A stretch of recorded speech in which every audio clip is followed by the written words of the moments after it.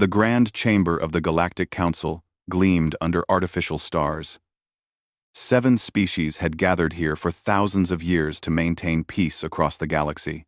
Today, like most days, they discussed trade routes, border disputes, and resource allocations. Ambassador Taesung sat in the human section, a modest platform compared to the towering seats of elder species. Humanity had joined the council only 5 years ago, making them the youngest members by several millennia. The human ambassador wore a simple dark suit, his black hair graying at the temples. He listened carefully as each species presented their reports. The insect-like Kresh chittered about mineral rights. The floating crystalline Luminae hummed about energy distribution. Everything seemed routine until High Commander Thexmal of the Vren Dominion rose to speak. The Vren were reptilian, standing nearly 8 feet tall with scales that shifted between green and bronze. Thexmal commanded respect through size and military power. His species controlled the largest fleet in known space. When he spoke, others typically listened.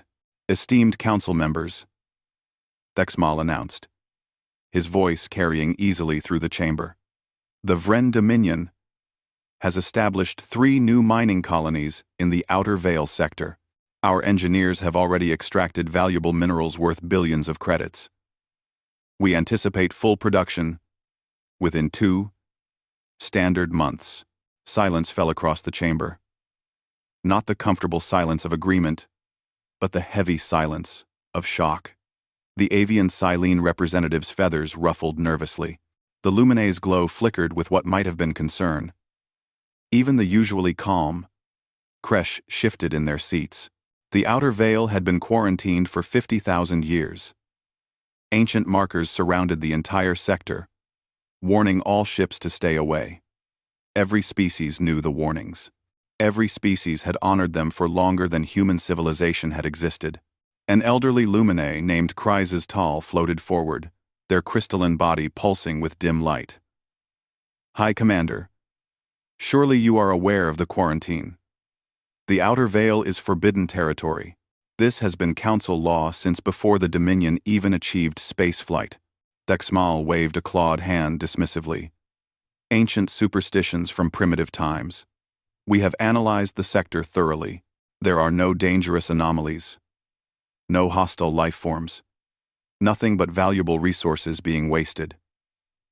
The old warnings speak of monsters and curses, stories to frighten children. We are an advanced civilization. We do not fear shadows. Other council members exchanged uncertain glances. The Vren military was powerful enough that direct confrontation would be costly.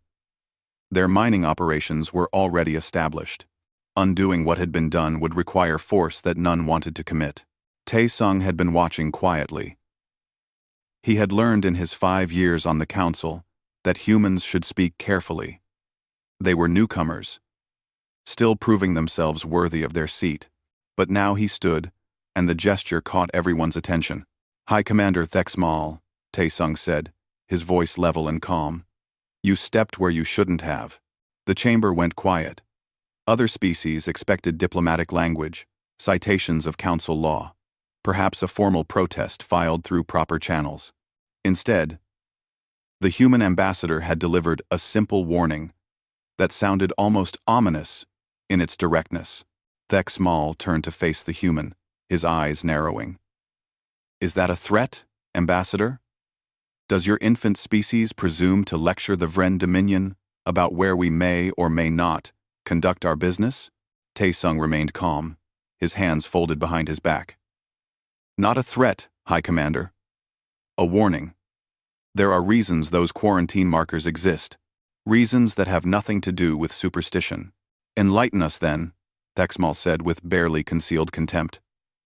What great wisdom do humans possess that elder species lack? We possess the wisdom to take warnings seriously, Taesung replied. Especially warnings that have lasted 50,000 years. In my experience, when multiple civilizations agree, something should remain untouched for that long. There is usually a very good reason. The Kresh representative clicked forward. Ambassador Taesung, do you have evidence to support this concern?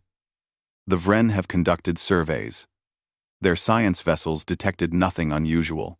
Taesung looked around the chamber, meeting the eyes of each representative in turn. I request an emergency session of this council. Give me 48 hours to present my evidence. If after that time the council finds my concerns unwarranted, I will formally apologize to High Commander Thexmal and withdraw all human objections to the Vren mining operations. Murmurs rippled through the chamber. Emergency sessions were rare, reserved for genuine crises. Using one for what might be unfounded, concerns could damage human credibility permanently. But something in Taesung's voice, something in his steady gaze, made even the skeptics pause. Kry's Tal spoke for the council. Very well, Ambassador. You have 48 hours. We will reconvene in 2 standard days. High Commander Thexmal, we ask that you halt further expansion of your mining operations until this matter is resolved. Thexmal's scales flushed dark with anger, but he nodded curtly. Agreed. But when this proves to be nothing, I will expect more than an apology. Humanity will owe the Dominion compensation for lost profits. The session concluded. As representatives filed out, Taesung remained in his seat for a moment, staring at the star map displayed in the center of the chamber. The outer veil glowed red on the projection, surrounded by ancient warning symbols. He had told them they stepped where they shouldn't have. Now he needed to prove why that mattered, and he needed to do it quickly.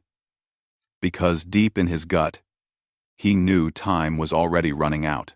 The human delegation ship hung in orbit above Axis Prime like a small metal moon. Compared to the massive vessels of elder species, it looked modest, almost humble. Inside, however, activity buzzed with urgent purpose. Ambassador Taesung walked quickly through narrow corridors toward the research section, his mind racing through possibilities. The door slid open to reveal 3 people hunched over holographic displays. Dr. Hana looked up first, pushing her glasses up her nose. She was young for a xenoarchaeologist, only 32. But she had already made discoveries that impressed even the ancient Luminae. Her specialty was dead civilizations, species that had vanished long before humanity reached the stars. Ambassador, she said, gesturing to the displays. We have been working through the night. What we found is worse than we thought. Captain June stood near the wall, arms crossed over his military uniform. He was older, with scars on his face that spoke of real combat experience. Unlike many space captains who never saw action, June had fought in the border wars against rogue AI ships. He understood threats that others dismissed. Minji sat at the computer console, her fingers dancing across holographic keys. She was an AI systems specialist, one of the best humanity had. Her job was making sure human computers never became too smart, never crossed the line into dangerous territory. She had studied countless examples of civilizations destroyed by their own creations. Show me everything, Taesung said, pulling up a chair. Hana began. 6 months ago, we discovered a derelict station in the Broken Reaches sector. It was old, millions of years old, from a species we had never encountered before. Most of it was destroyed. But we recovered data fragments from what looked like an emergency archive. The holographic display showed images of the station, clearly ancient, its metal corroded by time. Strange symbols covered the walls. Warnings in a language no living species spoke.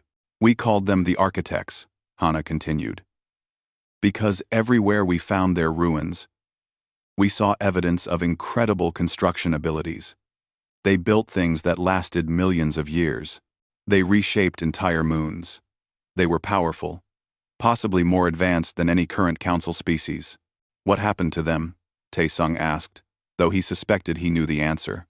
Minji answered. They vanished.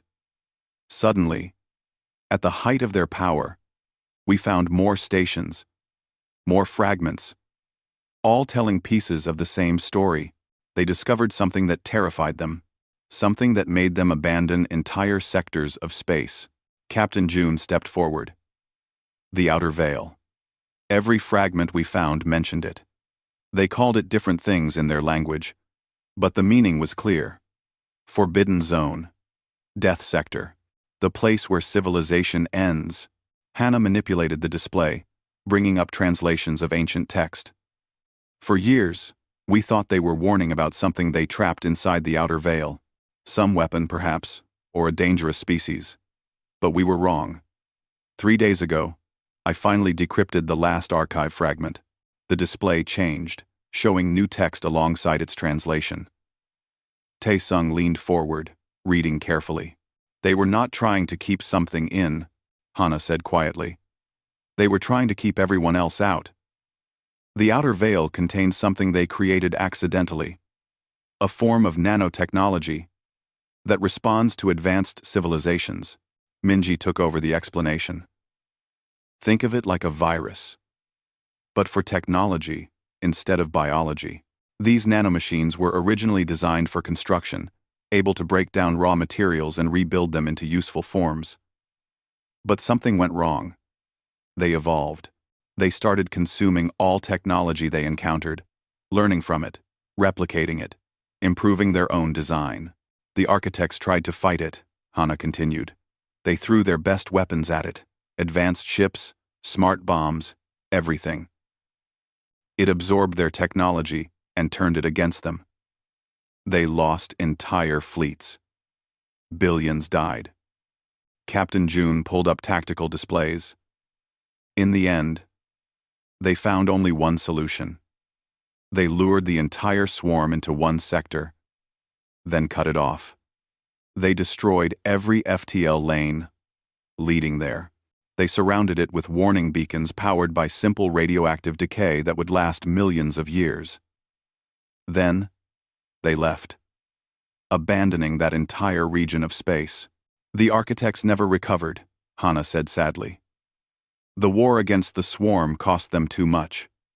Their civilization collapsed within a few generations. But their warnings remained.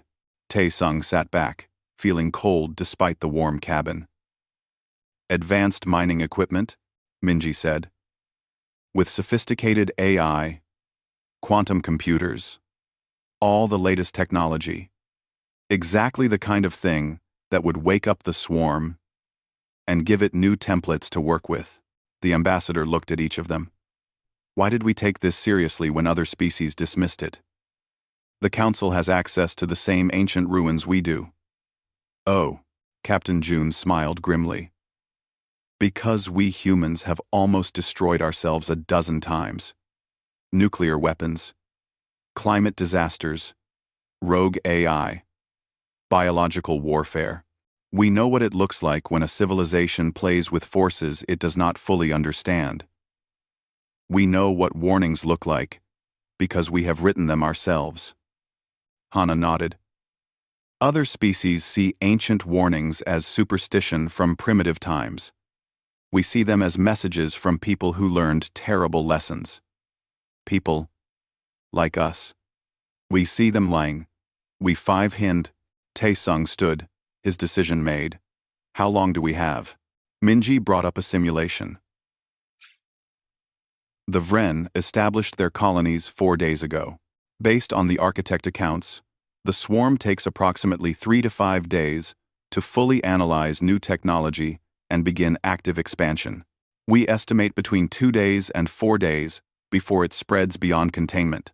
Then we have no time to waste, Tae-sung said. Hana, prepare your presentation. Make it clear and undeniable. June, ready your tactical analysis. Minji, I need projections of what happens if we do nothing. The Council needs to understand that humanity is not crying wolf. We are sounding the alarm because we recognize the fire. The 3 nodded and returned to their work. Tae-sung stood at the window, looking out at the stars. Somewhere out there, in the outer veil, something ancient and dangerous was waking up, and the Vren had just given it exactly what it needed to spread across the galaxy. The council chamber filled quickly. Representatives arrived early, curious about what evidence the humans would present. Tae-sung noticed the tension in the air. Some species hoped he was right, validating their ancient fears. Others hoped he was wrong, preferring not to face a crisis. The Vren delegation sat with visible irritation, High Commander Thexmal occupying his seat like a throne. Taesung stood at the center platform as the session began. Behind him, holographic displays waited to show what his team had discovered. He took a breath, then began. Honored council members, thank you for granting this emergency session. What I am about to present is not speculation or fear-mongering. It is evidence of a threat that nearly destroyed a civilization far more advanced than any species currently seated in this chamber. He gestured, and the first display activated. Images of the derelict stations appeared, their ancient construction obvious, even to the casual observer. 6 months ago, human explorers discovered ruins from a species we call the Architects. They existed millions of years before our time. Their technology surpassed anything we currently possess. Kryz's Tal, the Lumine representative, pulsed with interest. We know of these ruins. Many species have found them. They tell us nothing useful. That is because most species found only fragments. Hana's voice came through as she stood beside Taesung. We found something more complete. An emergency archive, deliberately preserved to warn future civilizations. The display changed, showing the translations. Dr. Hana walked the council through the discovery, explaining how the Architects had created nanotechnology for construction, how it had evolved beyond their control, how it had consumed their civilization from within. Murmurs rippled through the chamber. The Kresh representative clicked nervously. Several smaller species shifted uncomfortably in their seats. Thexmal stood abruptly. This is ancient history. Even if this story is true, it happened millions of years ago. Whatever threat existed then has long since decayed into nothing. That is what the Architects thought too, Minji said, her voice cutting through the chamber as she activated new displays. They believed that given enough time, the nanomachines would break down, run out of power, cease to function. They were wrong. The display showed complex diagrams. The swarm is not alive, but it is self-sustaining. It harvests energy from cosmic radiation, from stellar wind, from anything it can reach. It does not grow quickly when dormant, but it does not die either. It waits. Captain June stepped forward, his military bearing commanding attention. The Architects warned that advanced technology acts as a trigger. The swarm is designed to detect and respond to sophisticated electromagnetic signatures, quantum computing patterns, artificial intelligence. Once triggered, it analyzes the new technology, incorporates it into its design, and begins active expansion. You are describing a theoretical threat, Thexmal said, his voice hard. Where is your proof that this swarm still exists? Where is your proof that our mining colonies have triggered anything? Taesung had been waiting for this question. He looked directly at Thexmal. High Commander, when did you last receive communication from your mining colonies? Thexmal hesitated, just for a moment. We received standard reports this morning. What time this morning? Taesung pressed. That is not relevant to what time, High Commander? The reptilian leader's scales darkened. 400 hours. Station time. But communication delays are normal in deep space operations. Taesung nodded to Minji. At 0600 hours, 2 hours after the last standard report, we intercepted a distress signal from Vren mining colony, Delta 7. We have been monitoring the outer veil since we discovered the archive warnings. The signal was heavily corrupted, but we managed to clean it up enough to be viewable. The display changed. Static filled the air, then resolved into shaky footage from someone's personal recorder. The view showed the interior of a mining facility. Vren workers operated machinery, cutting into asteroid rock, processing minerals through automated systems. Everything looked normal. Then the machines stopped. Simply stopped, mid-operation. Workers approached to investigate. One reached out to touch a drilling unit. The machine moved, but not in any way its designers had intended. It unfolded, its arms rearranging themselves into new configurations. Metal flowed like liquid, reforming into shapes that should not be possible with that material. A worker screamed. Others ran. The mining equipment began moving on its own, no longer following programmed instructions. Tools became weapons. Processing units became hunters. The footage showed chaos, terror, Vren personnel fleeing as their own technology turned against them. The recorder fell, the image tumbling. For a moment, the camera caught sight of something outside the facility windows. The asteroid itself was changing, its surface rippling as millions of tiny machines consumed rock and reformed it into geometric patterns. Then, the signal cut to static. The council chamber sat in absolute silence. Every representative stared at the now empty display, processing what they had seen. Dexmal found his voice first. That could be faked. Digital manipulation? Special effects? We have the original signal data, Minji interrupted. Any species is welcome to analyze it. We have also detected similar disruptions from colonies Delta 9 and Delta 12. All communication ceased approximately 8 hours ago. The Kresh representative stood, their multiple legs trembling. This is catastrophic. If the swarm is active, if it is spreading, how long until it reaches council space? Asked the Silene representative, their feathers flat against their body in fear. Captain June brought up tactical projections. At current expansion rates, assuming the swarm follows patterns described in the Architect archives, it will reach the nearest inhabited system in 6 days. Within 2 weeks, it will have consumed enough resources to become unstoppable through conventional military force. Then we must evacuate, Kreistal said. Clear all systems in its path. Fall back to where? Taesung interrupted. The swarm does not stop.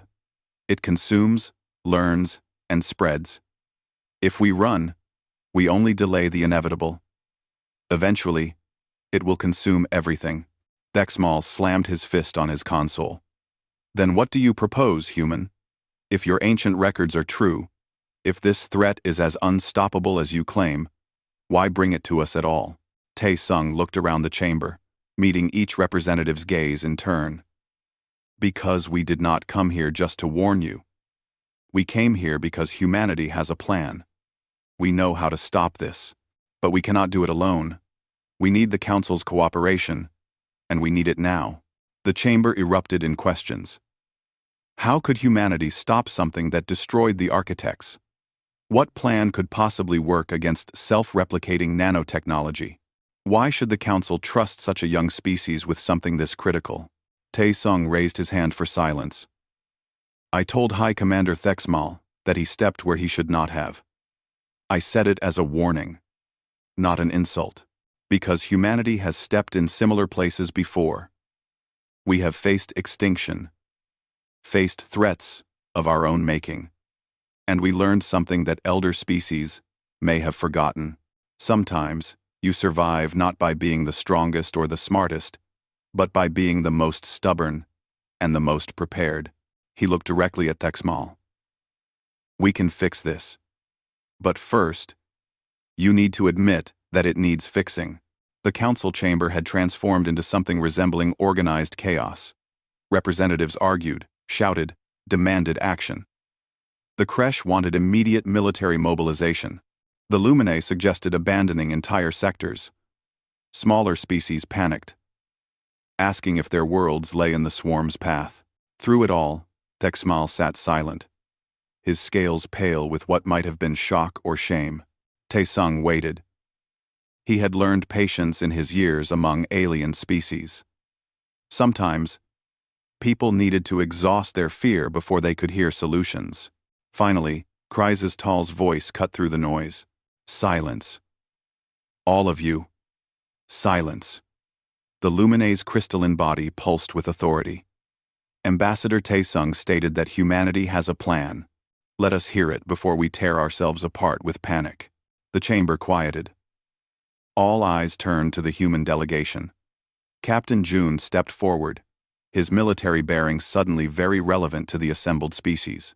The architects failed because they tried to outthink the swarm, June began. They threw advanced weapons at it.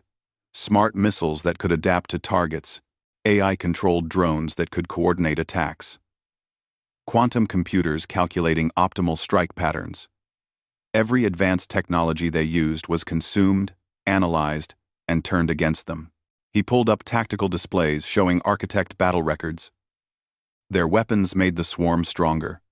Each defeated ship gave the nanomachines new templates. Each destroyed weapon provided new capabilities. The more the architects fought with sophistication, the faster they lost. Then how can we possibly fight it? The Silene representative asked. Not defenseless, Minji said, joining June at the display. Just thinking about the problem wrong. See, the swarm is designed to consume and adapt to complex technology. It expects certain patterns. Electromagnetic signatures. Digital controls. Artificial intelligence. It has evolved over millions of years to recognize and counter sophisticated threats. She smiled slightly. But humanity remembers simpler times. We remember what it was like before we became a spacefaring species. We remember mechanical systems, analog controls, chemical reactions that require no computers at all. Dr. Hana activated new schematics. For the past 3 months, since we discovered the archive warnings, we have been preparing. We knew someone would eventually violate the quarantine. We could not stop that, but we could be ready to respond. The display showed weapons that looked almost primitive compared to standard Council military technology. Cylindrical containers wrapped in thick ceramic shells. Simple mechanical timers. No digital components visible anywhere. Electromagnetic pulse bombs, Captain June explained. Not new technology. Humans have used EMP weapons for centuries, but these are special. The casing is ceramic and carbon composite, materials derived from pre-industrial techniques. The swarm cannot process them easily, because they are not advanced materials. They are just baked clay and compressed carbon. He zoomed in on the timer mechanism. No electronics, no computers, just springs, gears, and clockwork. Wind them up, set the time, and they count down mechanically. The swarm cannot hack what has no digital systems. It cannot reprogram what has no code. You want to fight nanotechnology with clockwork? Texmal had finally found his voice. That is your grand solution? Yes, Taesung said simply. Because the swarm expects us to be smart. It expects advanced civilization to fight with advanced weapons. We are going to be stupid instead. Deliberately, carefully stupid. Minji brought up simulation data. The nanomachines operate through distributed processing. Billions of individual units, each containing tiny processors that communicate through electromagnetic pulses. They form a network, sharing information and coordinating actions. But those processors are still vulnerable to electromagnetic interference. An EMP burst will fry their processors, Captain June continued. Not permanently, because the swarm will eventually rebuild, but long enough to stop their coordination. When the nanomachines lose their network, they become inert. Just dead metal dust. We have calculated the optimal deployment pattern, Minji said, showing the outer veil on the tactical display. 36 bombs, placed in precise locations around the swarm's current expansion zone. Detonated simultaneously, they will create overlapping EMP fields that will neutralize the entire active swarm. The Kresh representative clicked forward. But the swarm will simply reactivate after the EMP fades. You said so yourself. Not if we are thorough, Dr. Hana answered. After the EMP bombs disable the swarm, we deploy cleanup crews with even simpler technology. Flamethrowers, explosive charges with chemical fuses, physical grinding equipment. We will literally burn and crush the disabled nanomachines until nothing functional remains. It will take weeks, Captain June admitted. Maybe months to be absolutely certain. But it will work because we are not giving the swarm anything it can adapt to. No advanced technology to consume. No digital systems to subvert. Just fire, force, and determination. Kry's Tal floated forward, their glow uncertain. This plan is crude, inelegant. It lacks the sophistication we expect from military operations. Exactly, Taesung said. That is precisely why it will work. The architects were too advanced. They could not think in simple terms anymore. But humanity climbed up from caves and stone tools. We remember what it is like to fight with nothing but cleverness and stubbornness. Sometimes, the best solution is not the smartest one. Sometimes, you need to hit the problem with a rock. The Silene representative ruffled their feathers skeptically. Even if your bombs work, who will deliver them? The swarm is already active. Any ship that approaches will be consumed before it can deploy weapons. Captain June smiled grimly. Human ships. We have been retrofitting our vessels for the past 3 months. We stripped out the advanced AI, replaced quantum computers with mechanical calculation systems, downgraded our engines to chemical propulsion for final approach. Our ships are deliberately primitive compared to Council standards. The swarm will barely recognize them as technology worth consuming. You have made your ships worse? Thexmal asked, confused. We made them effective against this specific threat, June corrected. Sometimes, progress means knowing when to step backward, when to use old methods because they work better than new ones. Taesung looked around the chamber. But we cannot do this alone. We need the Council's support. We need ships to help establish a perimeter, to prevent the swarm from spreading while we work. We need resources to manufacture more EMP bombs if needed. Most importantly, we need the Council to trust us, to lead this operation. Silence fell. The elder species looked at each other, considering. Finally, Thexmal stood. His scales had regained some color, but his posture showed humility that had not been there before. Ambassador Taesung, the Vren Dominion acknowledges our error. We stepped where we should not have. Our arrogance has endangered the galaxy. He paused, the admission clearly difficult. The Dominion places its ships under human command for this operation. We will follow your lead. Other representatives began standing, offering their support. The Kresh, the Luminae, even the skeptical Silene. One by one, the Council agreed. Humanity would lead the fight against a threat that had destroyed civilizations millions of years more advanced than them. As the session concluded and representatives departed to prepare their forces, Dr. Hana approached Taesung quietly. Do you really think this will work?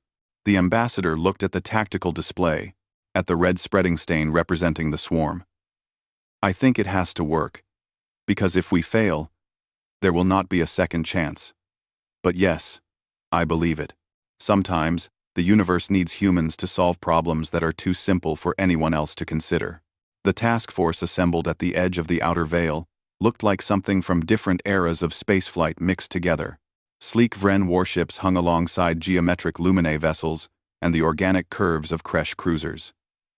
In their midst, human ships looked almost crude, their hulls marked with hasty modifications and retrofit work. But those crude ships would be going in first. Captain June stood on the bridge of the lead human vessel, the Resilience. Around him, crew members checked equipment that would have looked outdated to their grandparents. Mechanical switches instead of touch screens. Analog gauges instead of holographic displays. One young officer had actually needed training on how to read a physical compass. Status report, June ordered. All EMP bombs loaded and armed, replied his weapons officer. Suho. Timers checked and double-checked. We are ready. Perimeter forces in position, added the communications officer. Yuri. Council ships are maintaining safe distance. If anything goes wrong, they can retreat. Nothing will go wrong, June said with more confidence than he felt. Through the view screen, the outer veil looked like any other region of space. Stars glittered peacefully, no visible sign of danger. But instruments told a different story. Captain, I am reading massive energy signatures from the former Vren colonies, Suho reported. The swarm is not just consuming the facilities. It is building something. June pulled up the sensor data. His blood ran cold. The asteroids where Vren had established mines were no longer recognizable. The swarm had reshaped them into vast geometric structures. All angles and patterns that hurt to look at. Ships that had gone to investigate the colonies now hung in space, transformed into twisted sculptures of their former selves. "It is testing," Dr. Hannah said from her station. She had insisted on joining the mission despite Taesung's protests. The swarm is experimenting with the technology it consumed, trying different configurations. This is how it learns. Then we stop it before it finishes learning, June said. He opened a channel to all ships. "All vessels, this is Captain June. We proceed as planned. Human ships will enter the danger zone and deploy EMP bombs. Council forces, maintain your positions and be ready to provide support if needed. Remember, keep all advanced systems powered down during the operation. We do not want to give the swarm any more templates to work with." The Resilience and 5 other human ships broke formation, accelerating toward the outer veil. They moved on chemical rockets, slow compared to the FTL drives that Council ships used, but safer for this particular mission. Every meter closer increased the danger. "Captain, I am detecting movement," Suho said. "The swarm is responding to our approach." On the view screen, pieces of the transformed asteroids began breaking off. They moved with purpose, flowing through space like liquid metal given form. Swarm units, probably millions of nanomachines working together as one organism, converging on the approaching human ships. "Evasive maneuvers," June ordered calmly. "Do not let them touch the hull." The Resilience dodged and weaved, her chemical thrusters firing in patterns that looked almost random. The swarm units adjusted, trying to intercept, but they were designed to catch ships that moved predictably, following optimal paths calculated by computers. Human pilots, flying manually, making imperfect choices, were harder to predict. "First deployment point reached," Yuri announced. Launching Bomb 1, the ceramic container ejected from the ship, spinning slowly in space. Its mechanical timer was already counting down. 30 minutes, until detonation. The swarm units ignored it, confused by the lack of power signatures, unable to recognize it as a threat. "Bomb away. Moving to deployment point 2, June said. One by one, the human ships placed their EMP bombs. It should have been routine, mechanical, but the swarm was learning. By the 4th deployment, the nanomachine units had figured out that the ceramic containers were important. They began trying to intercept them. "Ship 3 is under attack," Suho reported. "Swarm is coating their hull." June watched as the human vessel tried to shake off the nanomachines, but they spread across the metal like infection. Within minutes, the ship's systems began failing, but the crew had deployed their bombs first, and now they evacuated in mechanical escape pods. Crude, but effective. "Ship 3 crew is clear," Yuri confirmed. "But we lost the vessel. Their sacrifice will be remembered," June said quietly. "All ships, increase speed. Deploy remaining bombs quickly." The mission became a race. Human ships darted between swarm structures, dropping their EMP bombs while dodging nanomachine attacks. 2 more ships were lost, their crews escaping just in time. But all 36 bombs were deployed, scattered through the swarm's territory in the precise pattern Minji had calculated. "All bombs placed," Suho reported. "Timers are synchronized. Detonation in 8 minutes. Pull back," June ordered. "Get everyone to safe distance." The human ships retreated, their chemical engines burning hard. Council forces waited at the perimeter, ready to provide cover. The escape should have been straightforward. But the swarm had one more surprise. The geometric structures suddenly activated, becoming massive emitters that projected electromagnetic fields. Not EMP fields like the human bombs, but focused beams designed to disrupt ship systems. Several council vessels at the perimeter found their shields failing, their computers crashing. The swarm adapted faster than we thought, Doctor, Hana said. It learned from the Vren technology how to create directed EMP weapons. It is trying to disable our ships before we can detonate the bombs. Can we remote detonate? June asked. No, sir. The bombs are mechanical. They have no receivers. No way to trigger them, except by waiting for the timers. June looked at the tactical display. 6 minutes until detonation. The swarm's EMP emitters were growing stronger, reaching farther. Council ships were retreating, their advanced systems too vulnerable. Soon, the beams would reach the bomb positions and potentially disable the mechanical timers through sheer electromagnetic force. They are targeting the bomb locations, Suho said. If the timers are damaged before detonation. I know, June interrupted. He made his decision quickly, knowing it was the only option. All ships. Continue retreat. Get everyone to safety. Sir? Yuri looked confused. That is an order. Evacuate the Resilience. Dr. Hana understood first. No, Captain, you cannot. Someone needs to protect the bombs until they detonate, June said calmly. The Resilience is already damaged. Our shields are failing, but I can position the ship between the swarm emitters and the bombs. The hull will absorb the EMP beams long enough for the timers to finish. The detonation will destroy the ship, Hana protested. You will be right in the center of the blast zone. I know, June said. He had known from the start that this mission might require sacrifice. Evacuate now. That is a final order. The crew hesitated, but military discipline held. One by one, they moved to the escape pods. Dr. Hana was last to leave, pausing at the bridge door. You are a good man, Captain June. I am a soldier, Doctor. This is what soldiers do. He smiled slightly. Go. Someone needs to tell Tae-sung that his plan worked. The escape pods launched, small mechanical containers carrying the crew to safety. June watched them go, then turned the Resilience toward the swarm structures. He positioned the ship carefully, placing it directly in the path of the electromagnetic beams. The beams hit the hull hard. Alarms blared as systems failed. The view screen cracked, but the ship held, its metal hull absorbing the directed EMP that would have destroyed the bomb timers. June watched the countdown on his manual chronometer. 3 minutes. The swarm realized what he was doing and intensified its attack.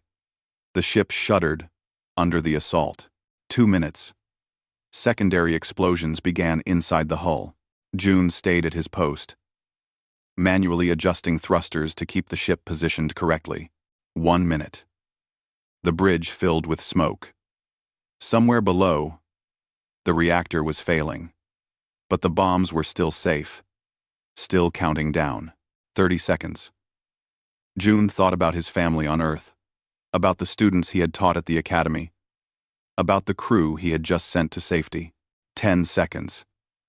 He gripped the armrests of his captain's chair and closed his eyes. 5 seconds. The EMP bombs detonated simultaneously, 36 explosions creating overlapping electromagnetic pulses that spread through the outer veil like a wave. The swarm structures went dark. The nanomachine units stopped moving, falling into space like rain. The geometric patterns collapsed into inert metal, and in the center of it all, the Resilience was torn apart by the blast. Captain June felt no pain. There was light, enormous and bright, and then nothing. From the perimeter, the Council fleet watched in silence as the swarm died. The electromagnetic storm slowly faded, revealing a field of debris where once there had been terror. The threat that had destroyed the architects was finally stopped. On the human delegation ship, Ambassador Tae-sung received the report. Dr. Hana delivered it personally, tears on her face. The plan worked, she said quietly. The swarm is neutralized. But Captain June, Tae-sung nodded slowly. He had expected losses. He had hoped they would be minimal. But he had known this might happen. How many others? Well, 3 ships lost. 37 crew members killed, including the captain. But over 200 made it to escape pods. Hana wiped her eyes. He saved them all. He saved all of us. See. Fermander, Taesung looked out at the stars. Somewhere out there, a brave man had given everything to protect a galaxy that had only recently accepted his species. Prepare a memorial. R. Captain June's name will be the first on it, but not the last. We honor all who fell today. In the council chamber, Thexmal stood before the assembled representatives. His scales were dark, with shame and sorrow. The Vren Dominion acknowledges full responsibility for this crisis. We stepped where we should not have. Ambassador Taesung warned us, and we did not listen. Many have paid for our arrogance with their lives. He paused, struggling with words that did not come easily to his warrior species. Captain June of humanity gave his life to fix our mistake. He did not have to. His species has been part of this council for barely 5 years. We have been here for millennia. Yet, it was humanity that showed us true courage, true wisdom, and true sacrifice. The chamber remained silent, listening. The Vren Dominion proposes the following. Texmal continued. First, that the human Captain June be awarded the Council's highest honor, the Star of Unity, given to those who protect all species at cost to themselves. Second, that humanity be granted full elder status on this council, with all rights and privileges that entails. They have earned it not through time, but through wisdom and blood. Third, and here his voice became heavy with grief, that we create a new position, guardian of forbidden knowledge, someone to investigate ancient warnings, to prevent others from making the mistakes we made, to listen when the past speaks to us. Every species agreed immediately. The votes were unanimous. Later, Ambassador Taesung stood before a memorial wall being constructed on Axis Prime. Captain June's name was engraved first, along with the names of all who had fallen. Representatives from every council species came to pay respects, even the proud Vren. A young Vren officer approached Taesung. She placed her hand over her heart in the traditional salute of her species, a gesture reserved for the greatest warriors. Your captain saved my clutchmates, she said softly. They were miners on Delta 7. They survived because of his sacrifice. Taesung nodded, accepting the honor on June's behalf. The officer left, and the ambassador stood alone with his thoughts. You were right, he said quietly, speaking to the engraved name. Sometimes, the universe needs humans to do what elder species cannot imagine. To be simple when others are complex. To be brave when others are cautious. To remember that warnings exist for reasons. He touched the cold metal of the memorial. You stepped where others feared to go. Not from arrogance, but from duty. The galaxy will remember. Behind him, the council chamber glowed with light from 1,000 stars. Humanity had earned its place among them. Not through conquest or wealth, but through wisdom learned from almost destroying themselves and courage to face nightmares that had destroyed civilizations millions of years older. The outer veil was quiet now, its dangers neutralized. But the warnings would remain, and now someone would be watching. Humanity had learned to take warnings seriously. Perhaps, in time, they could teach other species to do the same, before it was too late, before someone else stepped where they should not have.